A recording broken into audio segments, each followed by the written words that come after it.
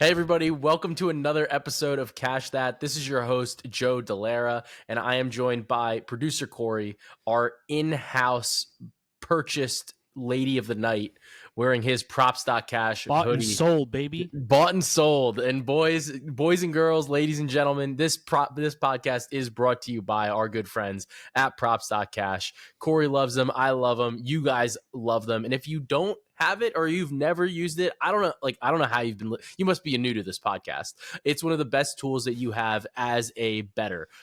You can look at the hit rate for different player props. You can look at where the line has moved. You can look at how players at the same position have performed in this matchup and what their lines were against this current opponent. You can see some of the advanced metrics that the opponent has for whether like how many points they allow, how many rebounds they allow, how many assists they allow, 3-point percentage allowed, and they even have some projections for you as well. So you can just do it a little bit based off of your own things, but you do have a model to rely on as well. And those are all tools that you guys can get for 25% off in your first month with code DELARA25 for props.cash.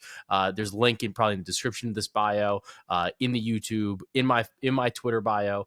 Check it out at Delara with Delara25 for 25% off your first month. You're going to love it. It's going to be something that you use every single day. But producer Corey, it was a weird end to the NFL season for us because for us, honestly, NFL is over. The Giants are done playing football. It is what it is. How do you made a lot of feel? money. How do you feel about the Giants beating the Eagles at the end of the year? Like, did you care about the draft pick strategy, or are you just like, nah, fuck them birds? We don't have a draft pick strategy. We have never had one. We picked Daniel Jones, and then we paid his ass. True. So the last good pick we had was Barkley, and we were pretty much ruining his career because he never has a shot in the postseason. But it did feel good to beat up on them birds. I know. And I bet that money line. Remember when I told you I bought myself a Christmas miracle? I also bought that second game money line. Fucking bang, baby. Banger. Yeah. Banger. Happy New Year, bitch. Hey, there's nothing Fuck wrong Philly. There's nothing wrong with that. Look, I'm excited for the NFL playoffs. I think it's something everybody gets excited about. I don't talk about it too much. We'll probably cover the Super Bowl, maybe like some of the conference title games. But if you want my plays, they're going to be in the Action Network app. That's where I usually put them. But I am on the Miami Dolphins +3, and I'm also on the Pittsburgh Steelers -8.5. I think honestly, like if you can get it under 10, I'm taking that. Like they're gonna beat the daylights out of the Steelers. I think. I'm sitting on a 40-1 Bills to win the AFC ticket. So we are. Oh, I forgot about our parlay that we made with Matty Chucks. That we got that one too. On. Yeah, so we got some crazy stuff going on for the Bills, but like the Bills, and I'm looking forward to the games. But the main thing that we got to talk about today is the National Basketball Association. Now that a lot of people's teams are out of the playoff race for football, the games are much less often. There's fewer games. I know a lot of you are really tuning in to listen to NBA talk. So if you're a first-time listener of this podcast, I just want to let you guys know what we are doing here and how we kind of go about things. I talk about my process to a degree. We talk about the games. We break down the Wednesday slate. We talk about some future games as well. If there's something that really stands out to me in the market or something like that. We're going to talk about some of the injuries, some of the pivots that we can make. And, you can always find this. It's on YouTube now, so you can see our beautiful faces. You can check us out on Spotify, Apple, whatever. It's available wherever you consume your podcasts. But I think we talk some gambling things just generally as well, but it all ties in ultimately to the National Basketball Association. So I want to start off with the fact that the New York Knicks are fucking awesome, and looks like we're going to be 5-0 again after this game against the Portland Trailblazers. I'm recording this at halftime. I might literally die if they drop this game after being up 20 at halftime. So it would be rough. But look, OG Anunoby, dynamite. We've talked about him. We've talked about his fit. The fit is it's amazing. It's immaculate even for the New York Knicks. So love the fit for them. You can kind of tell the defense is turning around. So we love what's going on with the New York Knicks and how they've kind of been able to improve throughout the season. And I think that it's kind of improving not only their floor for the regular season, but also their ceiling for the playoffs. But I want to talk about some of the major injuries that have just happened over the course of the past couple days here, we've got injuries to Ja Morant, Tyrese Haliburton, Cade Cunningham, and Joel Embiid. And we will obviously make this actionable for you guys, because what else is this besides a basketball betting podcast? Let's start with Ja Morant. Ja Morant out for the season. He's getting surgery to repair a torn labrum. So that is your like rotator cuff for those of you that are not familiar. Talk to our good friend Dr. Tom Christ, host of the Fantasy Injury Podcast, and he was telling me, he was like, "Yeah, that's a rough one. That one can take a little bit of time to come back from, especially for a guy that's as dynamic as Ja Morant." I wouldn't be surprised if they hard tank. The Memphis Grizzlies have been one of the worst teams in the league, and at this point, right, you saw what was going on without Morant. They were miserable. They were sitting at the bottom of the West. They still are sitting at the bottom of the West. They're 13-23 so far. They're 2 games ahead of the Trailblazers in the loss column, and then that's it. The only other team below them is the Spurs, which would be admittedly hard to catch just with how bad the Spurs have been. But I think it's relevant because they have the opportunity now. Memphis is not necessarily like a big major market, right? So it's a little bit harder. Like, players might want to play with Ja Morant, they might want to play with Desmond Bane, they might want to play with Jaren Jackson Jr. But at the end of the day, it's not the easiest place to attract other star players to come and play. And that's no disrespect. That's just the way it is. So it wouldn't surprise me to see them hard tank, sell off some of their veterans, namely like Luke Kennard, lock to get moved, absolute lock to get moved. He is on a expiring contract, and he's somebody that like everybody can kind of use, right? He's an elite 3-point shooter. He's a great floor spacer, and the team that trades for him is in a very advantageous position because he is signed with a team option for next season. So this year his cap holds 14.7 million. Next year it's the same thing, 14.7 million. So depending on the team that he goes to, it could be a situation where they say, like, you know what, we're going to exercise the option. We want to keep him on a 1-year deal, and be able to maybe either move him where it's an advantageous contract or that type of thing. But Luke Kennard is, in my opinion, an absolute lock to get moved. He's somebody that will bring in potentially a first-round pick, maybe some second-round picks. Those are all things that Memphis could really use to kind of help themselves retool for the future after this season. Another player that I'm curious to see whether or not he gets moved is Marcus Smart. They just acquired Marcus Smart this offseason. The fit is a little wonky, I think. Marcus Smart is right now is like, he's 29 years old this season. He'll be 30 years old next season, and his contract takes him through his age 31-year-old season. 18.5 million this year, 19.9, 21.3 the season after that. He's averaging 13.8 points, 2.8 rebounds, 5.2 assists, and 3.5 turnovers per game without Ja Morant.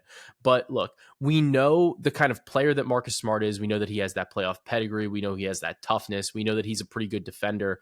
Obviously, he won a Defensive Player of the Year, whether or not it should have been him, and it should have been, maybe Robert Williams. It's not really the point, but like, here we go. But look, he's a great defender. He's somebody that teams, I think, will value as I wouldn't call him a primary facilitating option, but he could be that off the bench in some sort of capacity, or, while a point guard is on the bench. Like, he has that ability to kind of stem the tide for a team at any given point, right? And we know that he brings that toughness, that tenacity, that playoff pedigree. I think he might want to go to a contender, and maybe that's something that Memphis decides that they think is worth it.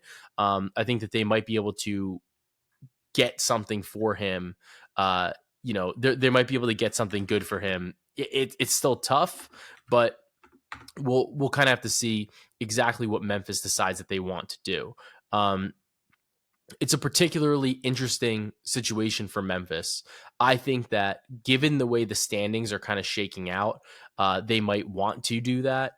Right now, they still are ahead of the Hornets, the Wizards, the Pistons, the Blazers, and the San Antonio Spurs in the draft order.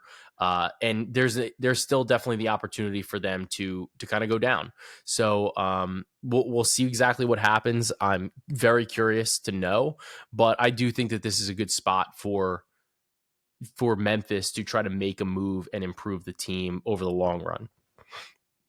With that being said, Desmond Bane has been averaging 24.5 points, 4.4 rebounds, 5 assists, and 3 turnovers without Ja Morant this season. The turnovers are interesting because when Marcus Smart has played, he's actually been hitting the under on the 2.5 line as opposed to the over. When Marcus Smart has missed, that's when we've been seeing him average more than like the 3 assists. He's been closer to 3.5, closer to 4. So if they do move Marcus Smart, it's going to dramatically open up the usage for Desmond Bane from that perspective as well. So those are definitely some things that I'm looking at and some angles that I'm trying to capitalize on moving forward in the spot, So that's what we're looking at there. Then we can turn to the Indiana Pacers, who, obviously have one of my favorite players, one of gambling Twitter's favorite players, Tyrese Haliburton. Dude's been dynamic on the season, right? Leading the league in assists. He's borderline MVP candidate, more so than anything else. He's just bona fide all-star this year. And the grade 1 hamstring strain. So that looks like 2 weeks, maybe 3 to 4. Like I said, I talked to Tom, Dr. Christ. He said that this is it's a break, realistically. Like, this could have been significantly worse. It's better that it's a hamstring than a groin. And looking forward, you're looking at least 2 weeks, but possibly 3, maybe 4, but he should be able to come back. I think that given the way the schedule is kind of breaking out, we're in January now. The NBA All-Star game is on Sunday, February 18th.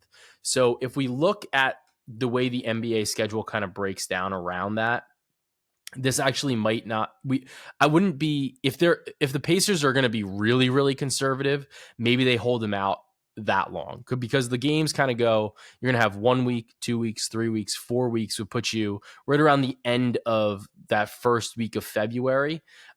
6 weeks would be closer to the All-Star game. So we'll see just how conservative Indiana wants to be. I think it might depend a little bit on how they're progressing. My understanding is that, they were interested in Pascal Siakam.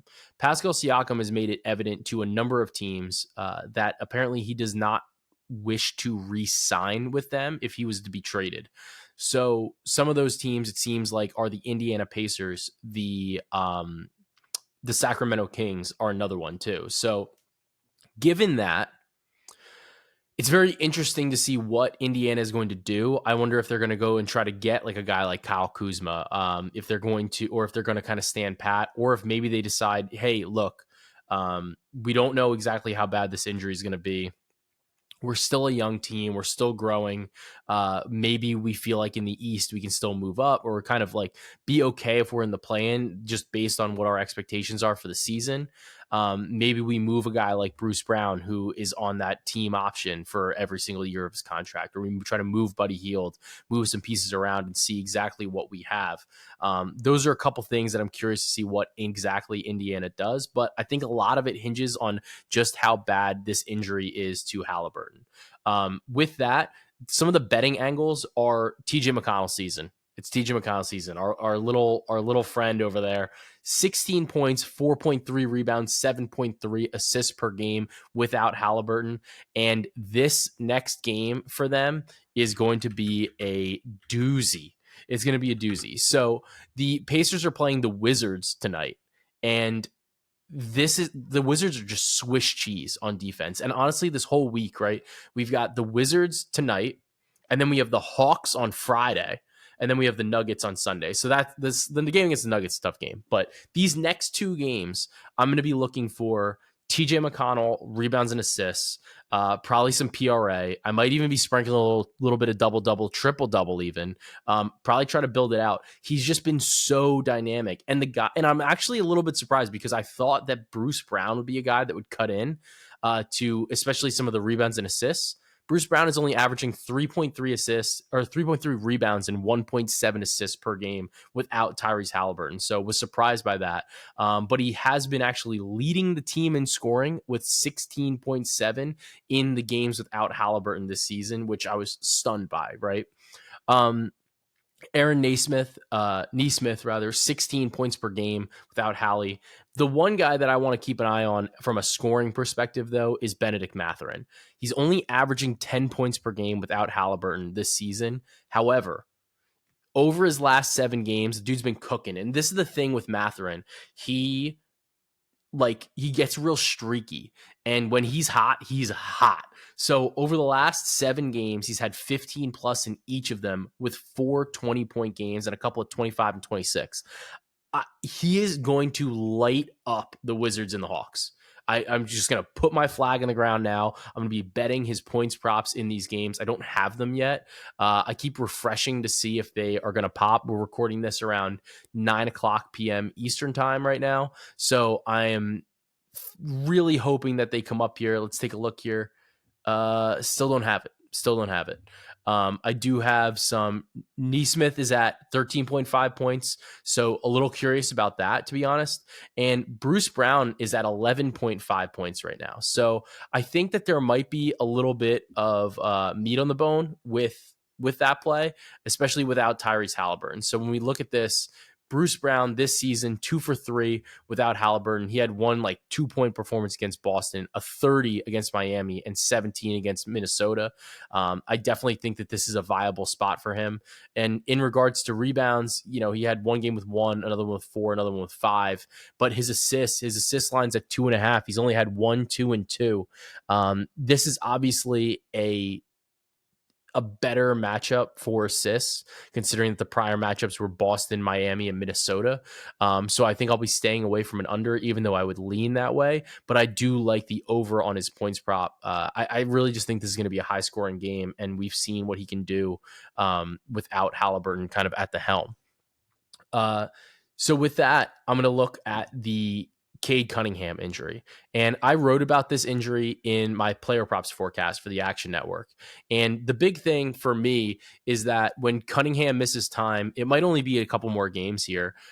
Killian Hayes always gets expanded run. We're seeing his rebounds and assist line at 8.5, 9.5. I think those are always viable plays. The other spot that I'm looking at too, and Steve Keach actually pointed this out, is that Kevin Knox rebound unders.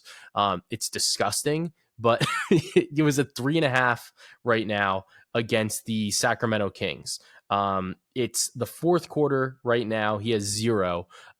It's basically that the guys that he then plays with, he's playing more minutes with Amen Thompson. He's playing more minutes with James Wiseman. So you're seeing way more he's playing minutes with bigger players. It's a little bit more difficult for him to grab some of those boards just based on even with expanded run.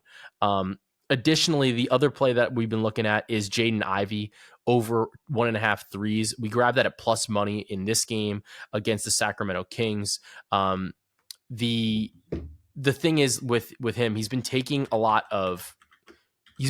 more threes without Cunningham. Part of it has to do with floor spacing, but the next games that they play, like tonight, they play the Spurs. So it's another good opportunity to back Ivy for his threes. And then on Friday, they play the Rockets, and then they play the Wizards on Monday. So those are all pretty good spots for him. With the 1.5 line, he's now hit this in 15 straight games without Cade. He's coming off. He had that 0 for 6 performance against Denver, but now he's got 2 for 6 at the time of this recording. The Kings, they've allowed a lot of opponents to shoot great from 3. But the thing here for Ivy is that he's attempted 6.7 3-pointers attempted over his last 15 games without Cade. So if we're getting 6, almost 7 attempts per game, it sets up for a great opportunity for Jaden Ivey to make 2. That's 33%. We're not asking for a lot, and if we get 7 attempts, we're really looking at a good spot. So I would take this even at some minus money at minus 110, minus 120. I still think it's a viable bet, at least moving forward here. So I do like Jaden Ivey over 1.5 threes moving forward. He's going to get some extra run. Then looking at the Philadelphia 76ers, Joel Embiid is going to be missing this game against the Atlanta Hawks. Embiid has done that thing now where he is no longer the MVP favorite because he's been missing so many games. And when he does miss, there's a number of different players that are impacted by him missing. Namely, Tyrese Maxey averages 24.4 points and 5.4 assists without him. Tobias Harris, 18.1 points with 5.7 rebounds and 3.7 assists. But the guy that I think is most interesting, honestly, is DeAnthony Melton. DeAnthony Melton has averaged 16.4 points per game, 4.4 rebounds, 2.7 assists, 2.1 steals, and 2.9 threes made per game. Don't have props for him yet. The PRA has been really fascinating. When Embiid's been out, it's been like 20 and a half, like 18 and a half. Those are all like really good spots, in my opinion, especially against this Atlanta Hawks team who, just has one of the worst defenses in the league. On the course of the season, Atlanta is playing at the fifth fastest pace, but they have the sixth best offensive rating, but the 28th ranked defensive rating. I wrote about this at greater length in my player props forecast again. I was really hoping for a spot to be able to back Joel Embiid here, but it looks like we're not going to be able to get that. So I think in part, it's because he's going to be able to get a ton of rest. The Sixers' next game is on Saturday. When Embiid comes back, I'm realistically going to be looking to bet him again there. The Sixers, whenever he kind of gets these extra rest days, he dominates. So I'm sorry, the next game's on Friday, but it's against the Sacramento Kings. It's against Domantas Sabonis. And one of the things that I like about Embiid is he always kind of like steps up in these matchups where he clearly outsizes the other player. So when he's played Domantas Sabonis, he's averaged 26.6 points and 11.4 rebounds per game. But a little bit more recently, we're seeing, 31 points, 32, 33, 40. So it's definitely a spot that I like him to really excel in this matchup as well. So they haven't played since December of 2022. So it has been a little bit of time, and we've kind of seen Embiid evolve into what exactly he is now. But it's definitely a tougher matchup for Sabonis even. And I would probably be looking at a PRA under for him or even a points under for him, depending on what it is. He kind of struggles against these bigger defensive minded centers, or so to speak, these like bruisers type of guys. I could see Embiid really getting Sabonis in foul trouble rather quickly, and he's only exceeded 20 points once against Embiid in his career, and that's in 11 games. So that's just an angle that I'm looking at. Now let's talk about the Wednesday slate in particular. There's a couple games that I wanted to talk about.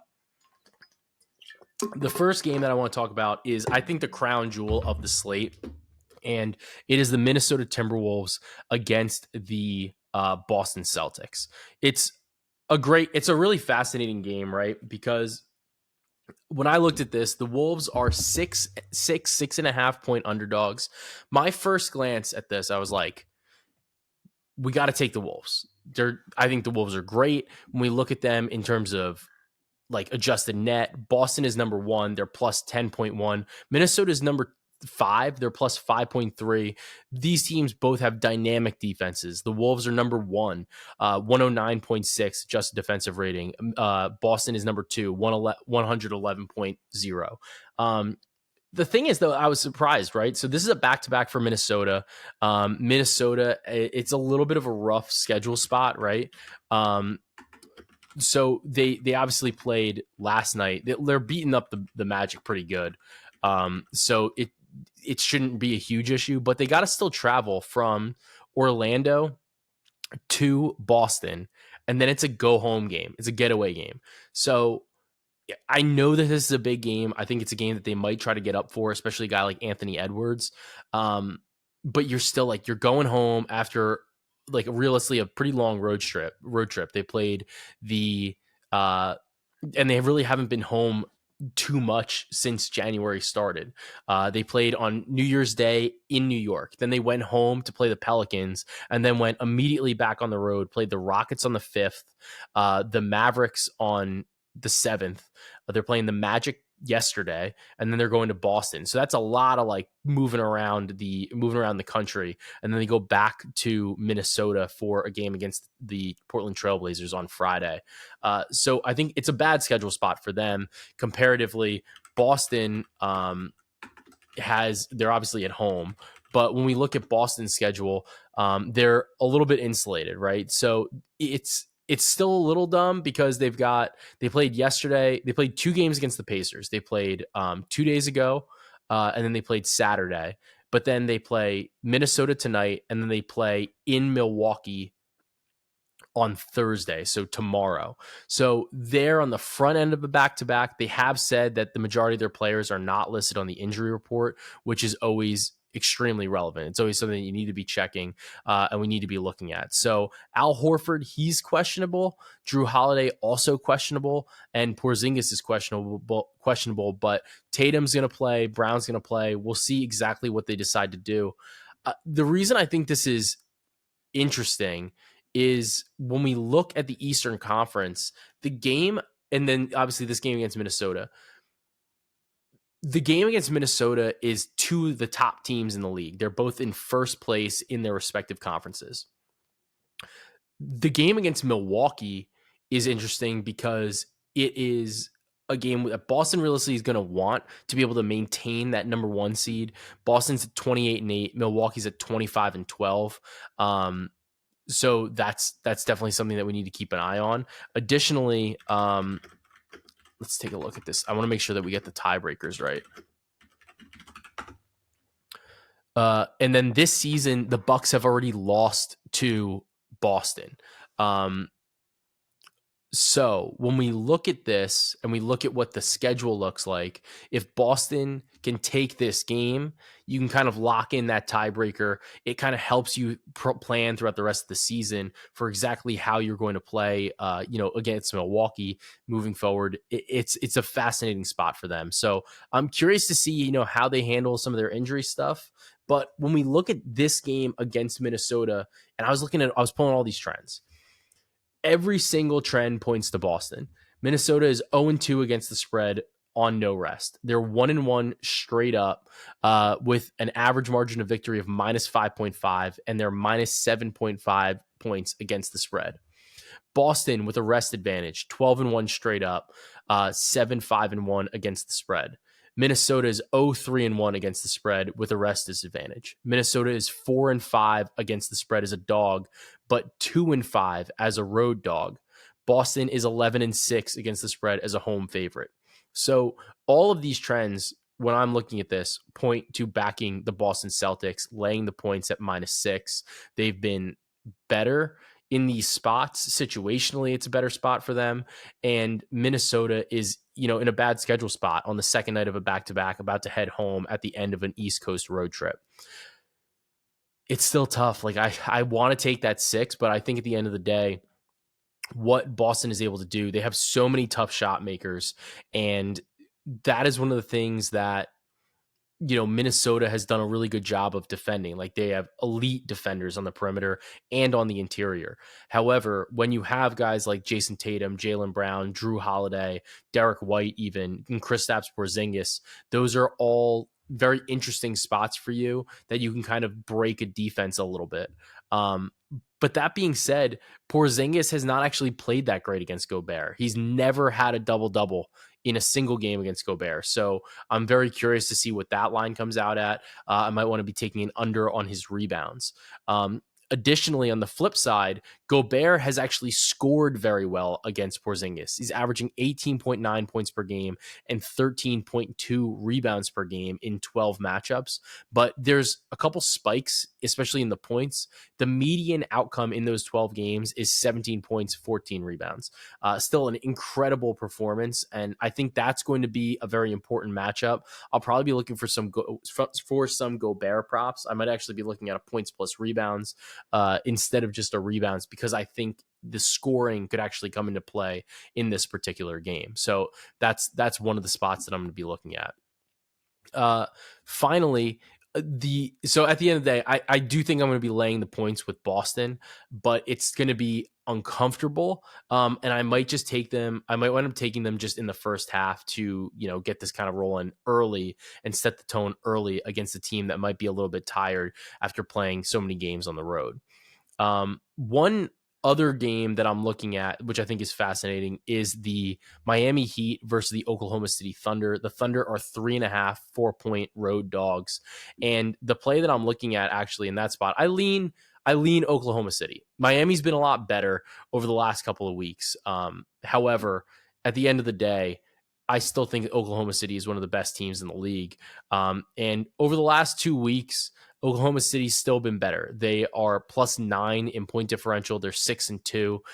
Miami is 3-3, -2.1 point differential. So it's, they always seem to play teams tough, but I do think this is a rough spot for them against Oklahoma City, who has so many different offensive weapons to kind of throw at you.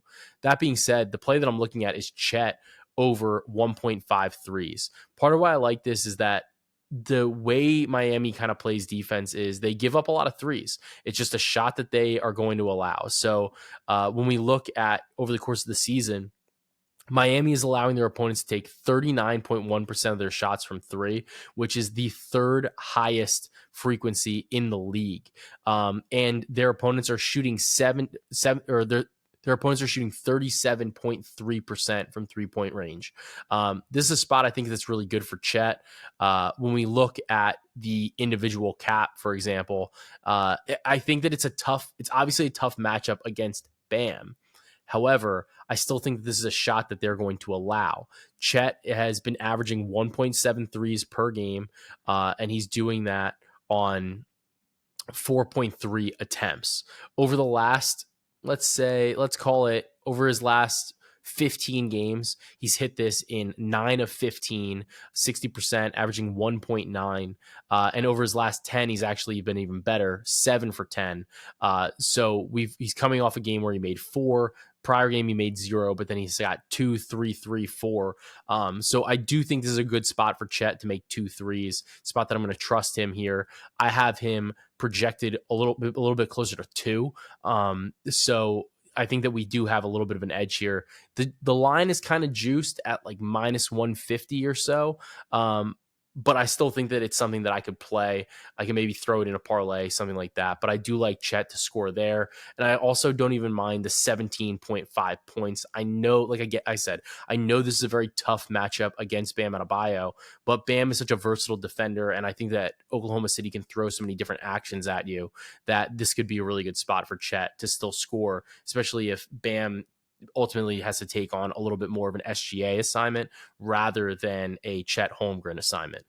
So I like Chet to go over either the 17.5 points or the 1.5 threes. But that's my look at the Wednesday NBA slate. Those are some of my favorite bets, at least from what I have available to me right now. So that obviously brings us to our favorite part of the episode. Producer Corey, how are you doing?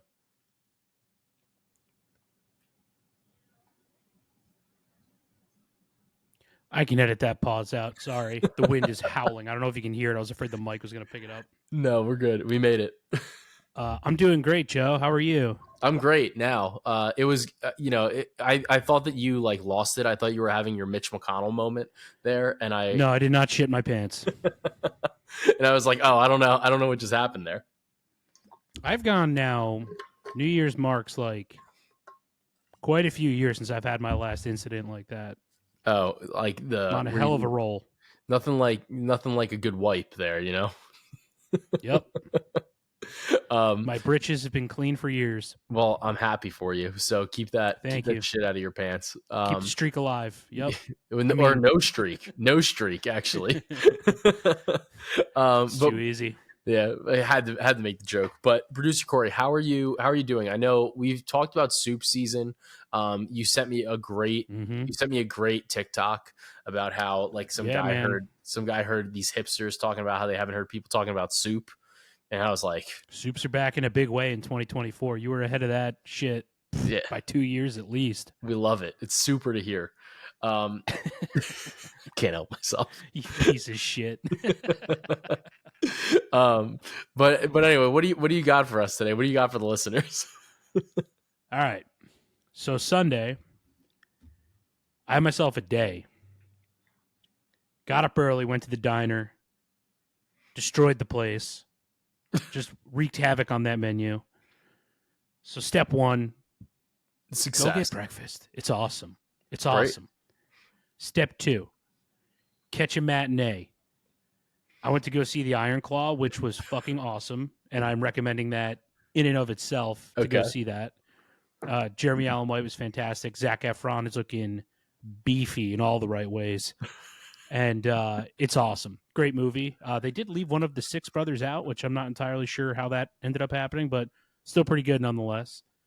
But the combo of just hitting breakfast hard and going straight to a matinee at like I think it was like 11:30. Awesome. Got Dude, home, football time. It was incredible. I feel like I would fall asleep immediately though. Oh no, I coffeeed myself out. I told you I wreaked havoc. Like just as I'm slurping coffee, it was like pancake, eggs, Taylor ham, home fries. Oh, what's that? Corned beef hash? I'll have some. Thank you. Yeah, Oh, wreaked you havoc. did it right. You did it And right. probably had like a half a jug of coffee to myself. So I was wired by the time I got to the movie. I was more concerned I'd have to go to the bathroom, That's fair enough. which I did not. Yeah. I always have to go to the bathroom during a movie. It like doesn't matter how long it is because I'm like the problem is too. I'm just like, look, I know I can hold it. Like it's not a matter of like can I hold it or not. It's just a matter of like I know that I can just You walk to the fucking bathroom. adult. Yeah, I know I can just walk to the bathroom, go to the Joe, go to the bathroom, and it's not as the we end of the get world. older, it's going to be harder to hold it. Yeah, and Do I'm it just while you like can. I just don't need to. What do you mean? Are you saying to hold it? Hold it. Hold No, that shit. I don't want to because it just is like Why? because then like I never know how long the movie is. So then the whole rest of the movie, I'm just like, I That think easily Googleable I know, but then prior, if you beforehand. see it, and you're like, oh, there's like 70 minutes left. And I'm like, I don't want to wait like 70 minutes. Well, anyway, if there's a 4-hour movie like Avatar, you need to just plan your bathroom break. Fair. Use that website, whatever the fuck it is, like Yeah. shouldipissnow.com or Does the whatever it is. dog die? Like, Yeah, like that I get, but like a 2-hour movie, come on, grow up, dude. That's a I long know church service, yeah, it is, but there's no incense to get me and going to through the it. bathroom during church is a sin. Oh no, I loved going to the bathroom during church. It was a great Me out. too. It ate up like 15 minutes of the clock. Yeah, and it was even better. Like if somebody was waiting, like if you had to wait for somebody, Like, oh forget it. no, does anyone want to go ahead of me? Yeah, it was like, and you're just trying to be polite. You're just like, oh no, like go ahead, like it's okay, like Yeah. it's okay. And Why then are you just church hop. bathrooms ice cold, by the way? They're so cold, so cold. Why? They want to make sure that hell can't come in because hell is hot, right? Oh, I guess. I'm assuming it's like a I'm gonna barrier. look into that. Yeah. Yeah, please Remind me to advise. look into that. Write a memo. But yeah, go see the Iron Claw. It was awesome. But also definitely do it the way I just told you to. It was great. Yeah, I might have to go see this movie. It sounds great. I haven't been to a diner and fucked it up for like $20 in a long time. There's this one diner by where I moved to now. It's called Uncle Buck's. It's unbelievable. You can get like an omelet for $7, and I like know Uncle unlimited Buck's. coffee. Yeah, dude, the coffee mugs that they give you are like the size of your head, and they give you free refills. And I'm like, I You need also this. like you ever notice the mugs you get at a diner they look unbreakable? They're like hella thick porcelain. Yeah, and they're like I don't know they if have it's that like porcelain. It seems feel. porcelain. They look like Yeah. they look like when I grab them that they like have been used for like 100 years, and then I Yeah, wonder why and they like could I have things easily that be break. used as a deadly weapon. Yeah, 100%. One cold And clock with that, you are dead. you're done, done, Yeah. absolutely done. So no, I It's like using the back part of the toilet. Like it's just so solid. You're punishing the fucking porcelain. dead. I highly recommend diners. I love a good diner. And then you talked about pork roll. I actually Fuck you. Shut up. I said Taylor Ham. Everybody listening well, right now, you said get pork in the roll. comments and So attack this man. I I didn't say pork roll, asshole. Stop making stuff up. You so I live bought a north enough to not roll. be saying that now. Oh no, I bought a roll of pork roll, and it was How actually redundant that statement was. Taylor brand pork roll. So fuck yourself, lawyered. And what I did was Common use, bitch. I cut it up. No, I mean who says Kleenex? You say tissues. I am not one of those people, but they exist. Yeah, well, there I'm you not go. letting you get away with this. I'll keep dragging you back to the front end of this We'll keep doing recommendation. it. We'll keep doing it. But so I got the log, I got the roll, I pre-sliced the whole thing, and I took that bitch. I used my vacuum sealer, made my own packages, and then put them in the freezer. Genius move, I thought. So very happy with that. So I recommend vacuum sealing things. It's been legendary. I love it. I love vacuum sealing things. Um, my other recommendation is I am going to recommend London broil. I made a London broil in the oven the other day. So that was As an God experience. intended. Yeah, I never really did it. I've always like only thought that you put them on the grill because I just never really cook London broil. It's in the Um, name, dude. I know. And then I was like, why would you not like I guess you should probably cook it in the oven. So I cooked this bitch in the oven. Let me tell you, it came out great. Imagine that. I know. Imagine that. I seared it. You got to sear it first. Sear it on the stove. Got that browning. It was great. And then got a meat thermometer, wireless meat thermometer called the Meter. That's what they called me in high school. Nice. I don't that what a name. What a name. So we got the Meter. I went to an all boys school. Yeah, I know. Oh yeah, the listeners don't know that. um so you could be producing something else. So we got the Meter. You can see like how exactly it's getting cooked. It was great. Cut that, made a chimichurri in the in the food processor. Oh, God, yes. It was dynamic. It was absolutely delightful. So I really, could bathe in chimichurri sauce. oh my god, dude, I could eat I love chimichurri it. at all times. Just absolutely at My all times. parents make it like in the summer all the time, and my sister literally disappears with the vat of it. And I'm like, oh no, the meat just came out. Where'd my sister go with the fucking chimichurri? And she'll just like put it on whatever's on the table. Bread, Dude. ooh, let's try that. Chips, Well, let's try that. there's nothing like a good bite with like the Oh, steak, the chimichurri, and then like a little bit of like the crostinis, It's just I just ate dinner and I'm starving again. yeah, Thank you. Thank I you. had a little bit of the London broil left actually for today, and instead of Mm. just like, it wasn't enough, like it was enough, it was like enough but not enough. So I just chopped it up, reheat, like threw it in like the pan real quick to get it hot, made tacos out of it. So Beautiful. it was great. It was very well done. Still had a little bit of I chimichurri, have no so notes. it was unbelievable. It was great. It was absolutely dynamic performance from the London broil. And Put it on your eggs. the way that you Trust got me. it is good that way. So good. Um, and not to count your eggs, count what the fuck's the saying? The eggs in the basket Don't or count your chickens before they hatch. yeah, that's it. So not to count your chickens before they hatch, but we're going to talk about one of the meters that you absolutely need to have. And those meters are the meters on props.cash. You've got to get them into your life.